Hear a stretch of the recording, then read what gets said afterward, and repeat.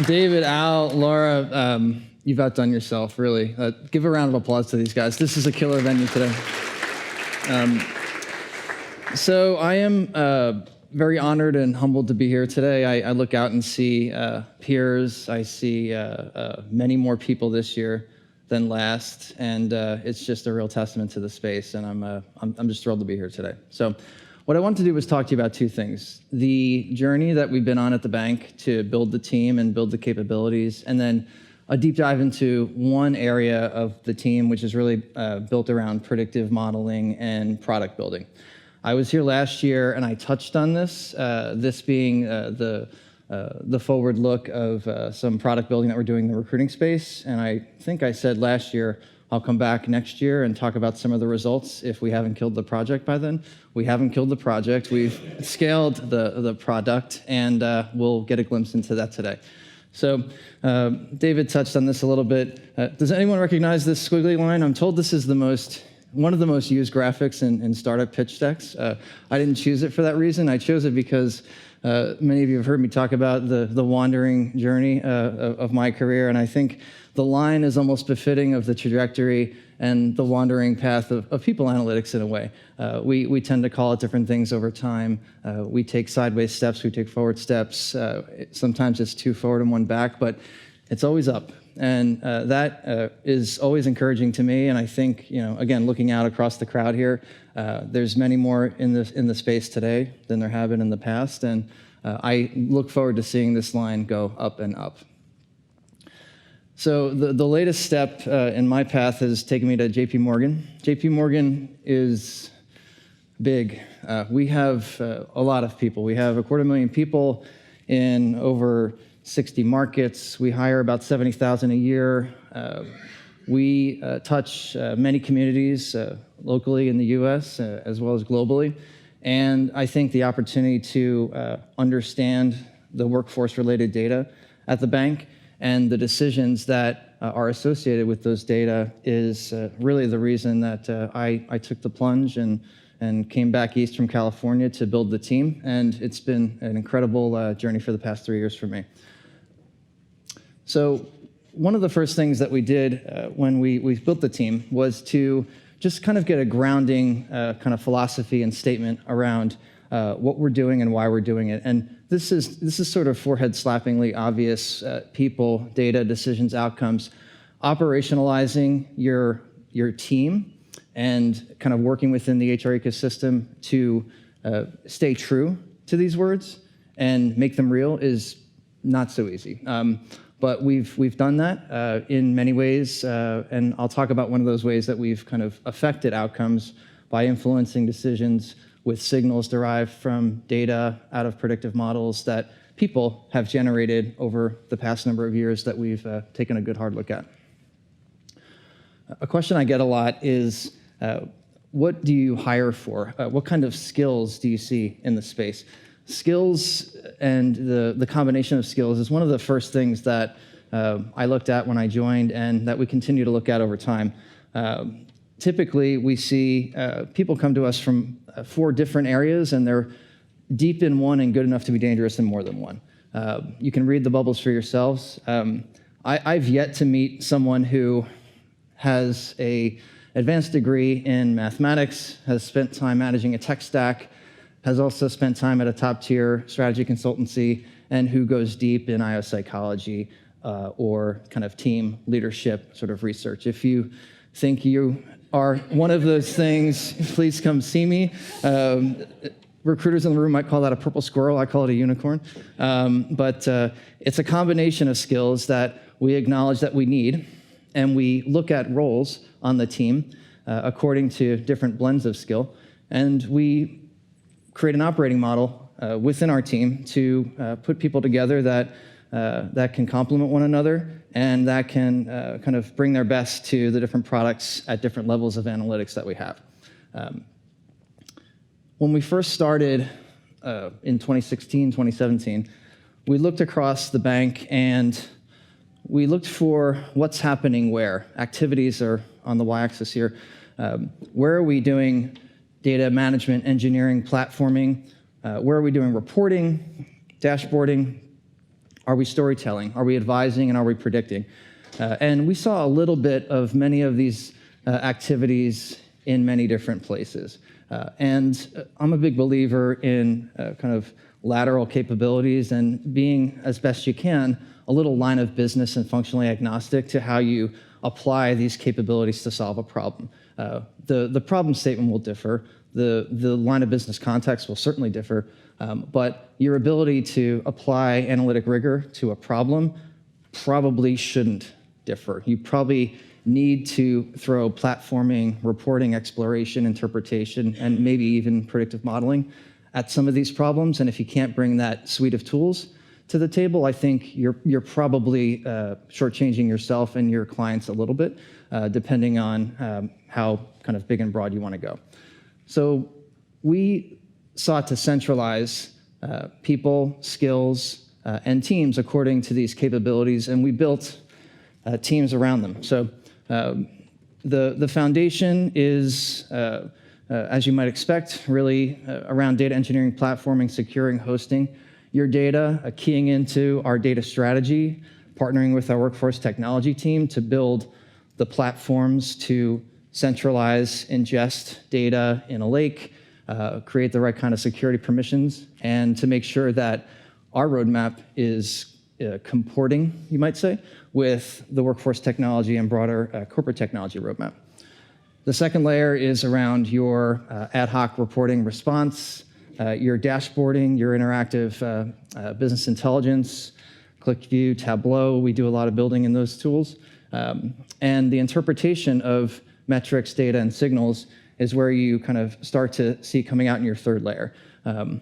Data consultation, for lack of a better phrase, researching why a trend might be happening in your data, kind of looking backwards, and doing some analysis, traditional analysis, correlation work, description work, descriptive statistics.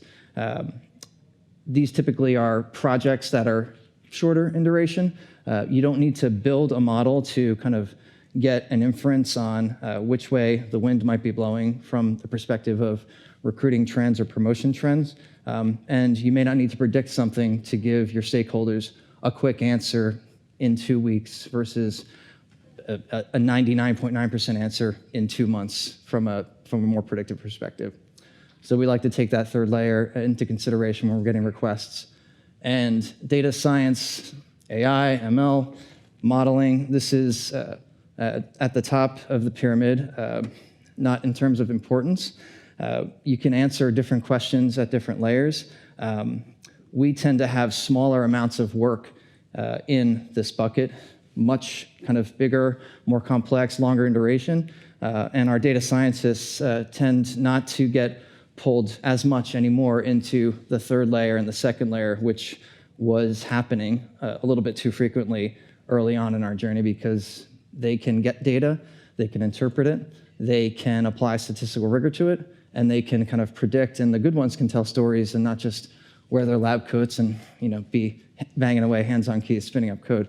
So I wanted to talk to you today about a product that we've built in the top layer and how we've implemented it, the results we've seen, and then where we're going with this sort of product signal embedment mentality. This is a job.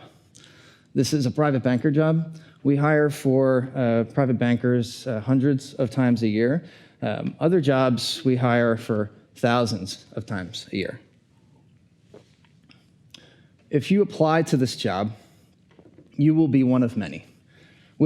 How many dots are on this page? I don't know either. It doesn't matter. It's really a question of finding the best one, right? How do recruiters do this? How do you do it as a hiring manager?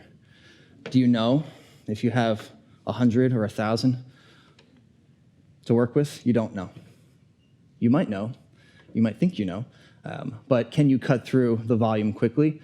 Can you kind of stack the deck in your favor by reading every single resume, by having every single conversation? You can't, of course not, right?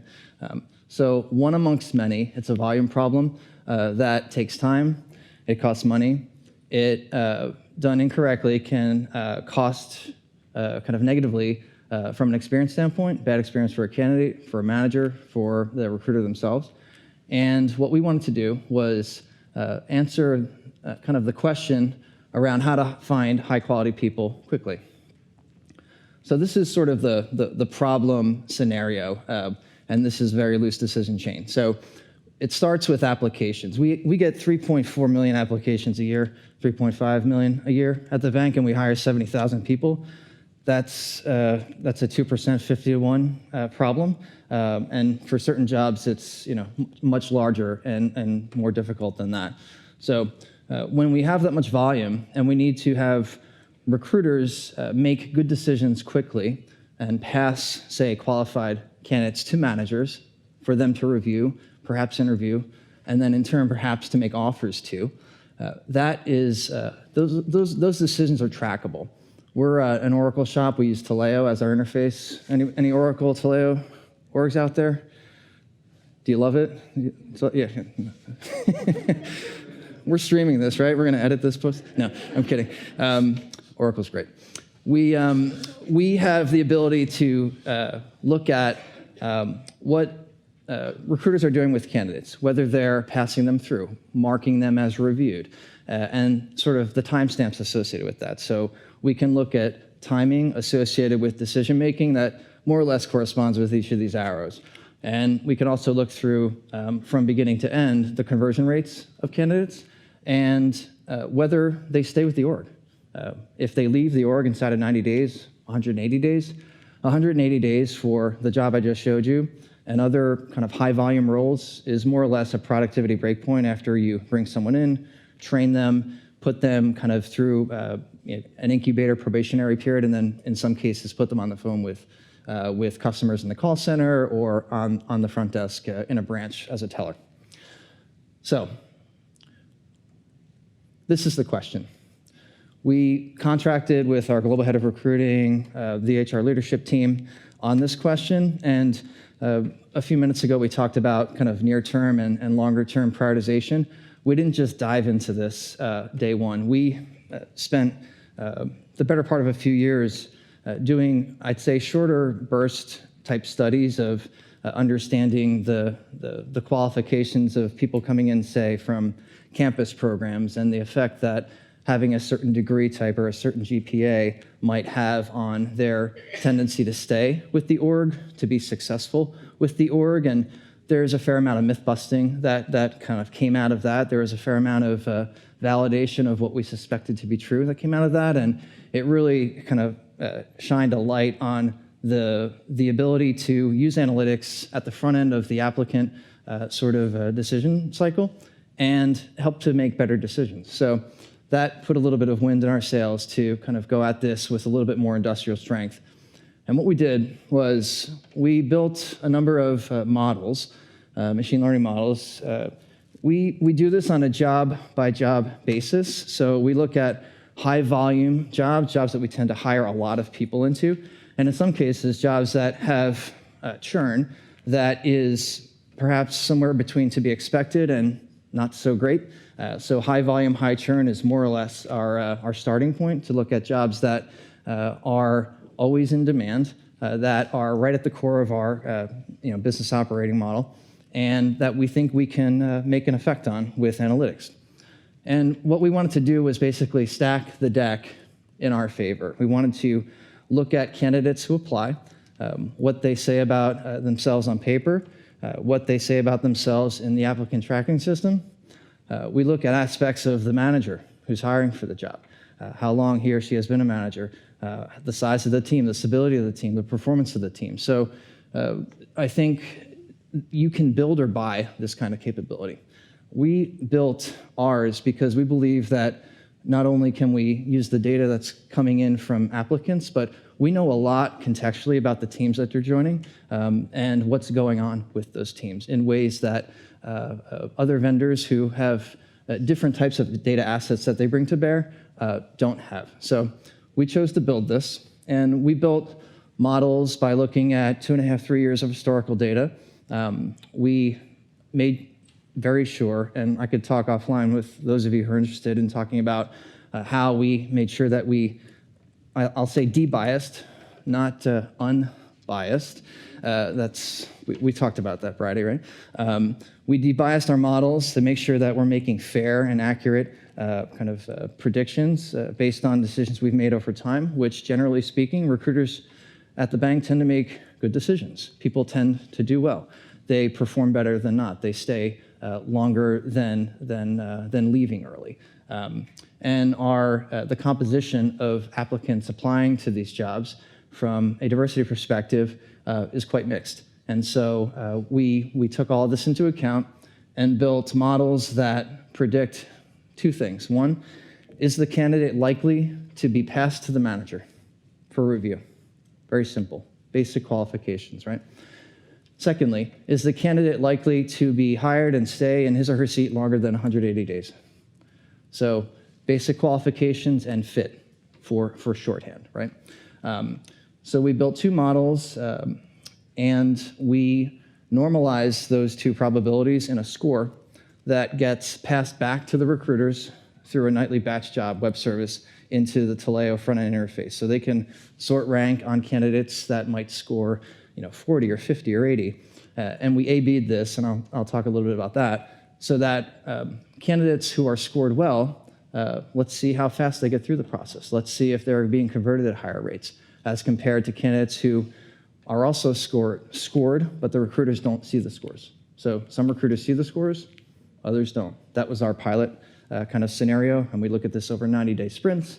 And if we see the right kind of key performance indicators coming out of that, we scale and productionalize the model into full deployment. So I just touched on this a little bit, but I think a really important piece here is the A/B design, both in model and out of model feedback. We did a ton of work to make sure that the models that we built were debiased. We did a ton of work with legal compliance, with our model governance. All these models have been through hundreds of hours of model governance review and are registered with the bank as models.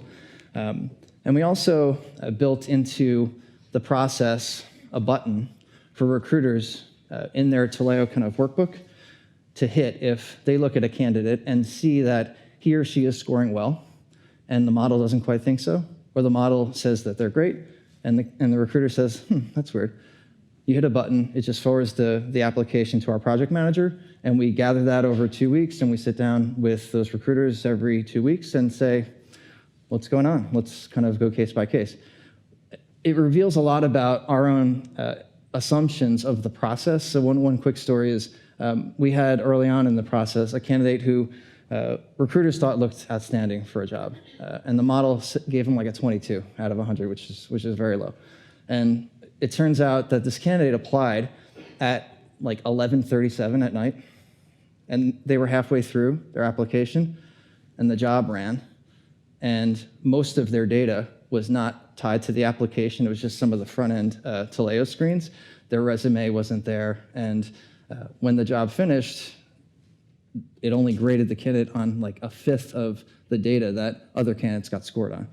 So we kind of did like wow, that's maybe a silly rule. Let's run that job at even more off hours so that we can like lower the risk of that happening. And the candidates are rescored the next day. So it was enlightening for recruiters to see that can happen, and it kind of gave us a little bit of validation in our ability to detect some wonkiness in the process that we just assumed might not show up. And recruiters get a chance to talk to each other about what they're seeing and how they're interacting with the signal. So efficiency, quality, conversion, and experience. These are KPI measures mostly that we're aiming this product at. And pilot results across the jobs that we've looked into, we have 8 models in production, 2 decisions per job, 4 jobs. The pilot has showed us a few things. One is that the recruiters who see the signal as compared to the control group, they tend to review 33% fewer candidates, and they convert high-scoring candidates at 50% greater rate, which has speed associated with it, which has quality associated with it. And in some of the early jobs that we've modeled, we've looked at 90, 180-day attrition. The attrition rates of high-scoring candidates that land in a role are about half of that of other candidates who have been scored, but recruiters didn't see the signal. So we see early attrition being kind of a positive indicator for us as well in these jobs. So the throughput came in quickly. The attrition key performance indicators came in a little bit later, but we use that as our kind of toll gating mechanism to say, do we have more to learn? Do we have more to study? Should we scale the model to all applicants, all recruiters recruiting for this particular job family? And so through the past year, we've done that. And today, about 4 in 10 hires in the US at the bank are machine learning assisted. They have a score tied to them. And we are looking into what coverage ratios we'd like to see next year. But this has been a big boost for us, both on the recruiting side, on the candidate side, and it does tie back to, as Brady was pointing out, a clear line of return on your time and kind of product investment. So this is one that we're proud of and that we have taken a lot of our team's capacity into building. This doesn't happen with a data science team alone. This happens with really, really strong partnership and contracting with Workforce Technology. We can't put a model into deployment without them. We can't kind of monitor the nightly jobs without them. They're product managing this with us. Also, the recruiting organization. There's some things that we just don't know to look for in a resume based on what recruiters over time have learned are kind of telltale signs of whether this candidate will be strong or not. And we incorporated that kind of feedback into our exploratory data analysis and even some of our model features. So where we go from here. Embedding a signal into a process is right at the core of what I just talked about. So if we take the same idea and apply it to other types of use cases at the bank, and this isn't unique to JP, this can be in your org too, how do you think about activating internal talent markets and perhaps building recommendation engines based on what you know about people as they progress throughout their career in your organization? So what if we could activate those talent markets? What would that do? Not just from a data standpoint, but from a process, a policy perspective. What if we could not predict, but help identify where there could be cultural hotspots in the organization by looking at feedback from employees? This is not continuous listening, but there are listening posts that you probably could and should look at if you have natural language processing capabilities on your data science team. Many orgs do this today. I think the question becomes, like, what do you do when you see something that is a bit of an anomaly in a group as compared to their typical pattern over time? How does that work with HR business partners? How does that work with ER, with legal, et cetera? And the third one here, what if we could identify communication and behavioral tendencies amongst our best managers? I realized as Brady was asking for BS items, I said, let's predict who the great managers will be. This is not that. This is, I think, a shift towards data that is all around us, that people give off when they come to the bank, when they come to work, when they badge in, when they write an email to someone, when they make a phone call to someone. We don't want to know who they're with, what they're saying. We do want to know that perhaps 400 people from different parts of the world are near each other for a certain amount of time, and then you all will go away and do your own thing. Some of you will stay connected. Some of you stay connected more than others. Are you nodes in the network? Does that have anything to do with career trajectory? As a question. Al, maybe that's a meta study you guys want to do on PAFOW going forward. But we believe that there's a really, really strong ecosystem of informal communication that doesn't show up on an org chart that you can draw inference from and perhaps correlate to outcomes that we do care about.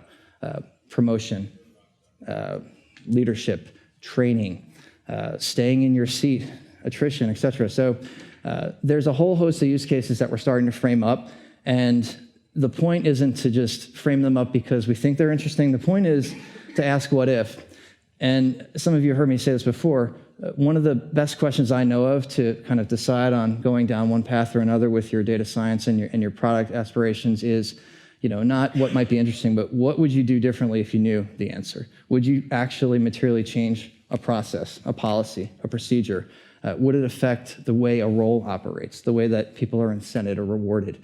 I think we need to not just think about the analytics, but think about embedding the analytics into processes that tie in with HR operations, with workforce technology, to affect the way that work works for the right reasons, not for reasons that are just rooted in our own curiosity. So with that, I will take a breath, pause for questions, and have David come up and join me. Well, you get a round of applause first.